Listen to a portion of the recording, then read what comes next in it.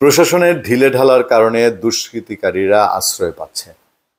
আচ্ছা, আপনাদেরকে যদি আমি কিছু প্রশ্ন করি, গত 7 মাসের বাংলাদেশের অবস্থা যদি বিশ্লেষণ করতে বলি এবং বাংলাদেশ যদি বলেন যে আইন শৃঙ্খলা পরিস্থিতি কি আছে, দুষ্কৃতিকারীরা কোন মুডে আছে, আপনি কি ব্যাখ্যা দিবেন বা কি উত্তর দিবেন? আমার কাছে যদি কেউ প্রশ্ন করেন আমি কি উত্তর দিব? আমি উত্তর দিব, হ্যাঁ, প্রশাসন এখানে একেবারে নিষ্ক্রিয়। নিষ্ক্রিয় বলতে আপনারা এটা কে অস্বীকার করে? সরকারেও স্বীকার করে, সরকারই স্বীকার করে, সরকারি উপদেষ্টারা স্বীকার করে, রাজনৈতিক নেতৃবৃন্দ এমন কোনো দল নাই যারা বলে না যে এই পুলিশ এখন আর নাই। আপনি আওয়ামী লীগের আমলের যে পুলিশের কথা বলেন, আওয়ামী লীগের নিয়ে তো অনেক অনেক অভিযোগ, অনেক অনেক কেচ্ছা কাহিনী, বাস্তবতাও তাই, সত্যও তাই। কিন্তু আওয়ামী লীগের সময় পুলিশিং যে বিষয়টা ছিল, পুলিশের যে সহযোগিতা মানুষ পেত, সেই অবস্থাটা কি আছে? নাই। এবার পুলিশ তো আইনের লোক নিষ্ক্রিয় ধরে নিলাম অনেকাংশে।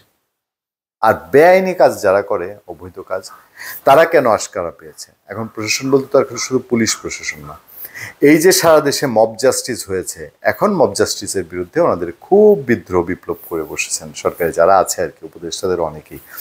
কিন্তু মব জাস্টিস হতে হতে সমাজে যে একটা সাংঘাতিক অস্থিতিশীলতা তৈরি হয়ে গেছে, এইটা তারা বুঝার আগেই সীমা অতিক্রম করে গেছে অনেক দূর। ওই যে টাঙ্গাইলের মেয়েটা মিষ্টি, আমি দেখলাম আজকেও পত্রপত্রিকায় রিপোর্ট আছে, সে নিজেকে জাহির করার জন্যে সাবেক এমপির, আওয়ামী লীগের এমপির বাড়ি দখল করতে গিয়েছিল, যে তার ক্ষমতা প্রতিপত্তি আছে, এটা দেখানোর জন্য।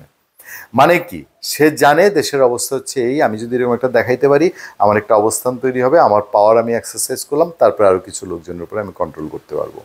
এটার দায় কার? এটার দায় তো হচ্ছে ওই যে সিভিল প্রশাসন বলি বা বাংলাদেশ যারা এখন চালাচ্ছে, উপদেষ্টারা বলি, উপদেষ্টা পরিষদ বলি, তাদের যে আমলাতন্ত্র আছে, এরা হাতে চুরি পরে বসেছিল নাকি? আপনারা সবাই জানেন 5 আগস্টের পরে যাচ্ছে তাই হয়েছে। আচ্ছা, হচ্ছিল 2-4-6 মাস গেছে, 5 ফেব্রুয়ারি এসে ধানমন্ডি 32 ভাঙা, এরপরে সারা দেশে আওয়ামী লীগের লোকজনের বাড়ি খুঁজে খুঁজে খুঁজে খুঁজে ওগুলো হানা দেয়া।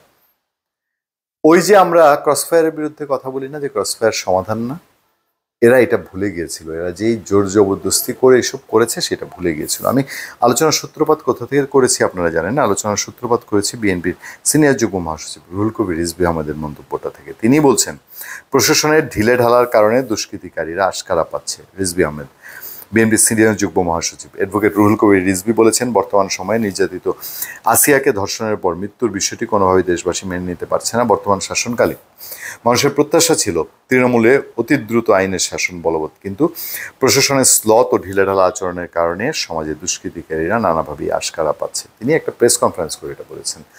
চারটিখানি বা হালকা বিষয় যদি বলে না, প্রেস কনফারেন্স করে বলেছেন। আমার একটা উদাহরণ দিয়ে শেষ করি। আমি মফস্বলে একটা এলাকায় গিয়েছিলাম এই অল্প আগে।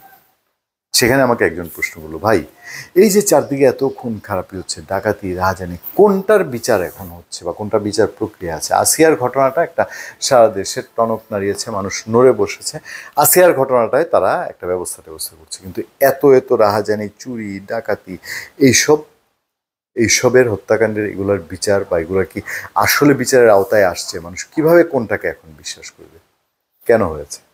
সত্যিকার অর্থেই প্রশাসন নিরূপ ছিল বলে, বা প্রশাসন ছেড়েই দিয়েছে? কিছুই হোক, মানে আওয়ামী লীগের পেছনে ছেড়ে দিয়েছে, লেলিয়ে দিয়েছে। এইটা যে শুধু আওয়ামী লীগের পেছনে থাকে নাই, যাদেরকে লেলিয়ে দিয়েছে তারা যে দুষ্কৃতকারী, এবং তারা যে শুধু আওয়ামী লীগ খুঁজবে না, তারা তার নিজের শত্রু খুঁজবে, তারা তার নিজের স্বার্থ খুঁজবে। খুঁজে আজকে দেশটার এই 12টা বাজে অবস্থা কিনা। ভালো থাকবেন, সুস্থ থাকবেন, সত্য, করুণা এবং সহনশীলতার সাথে আপনাদের সাথে আমি আতিক রহমান, পূর্ণিয়া।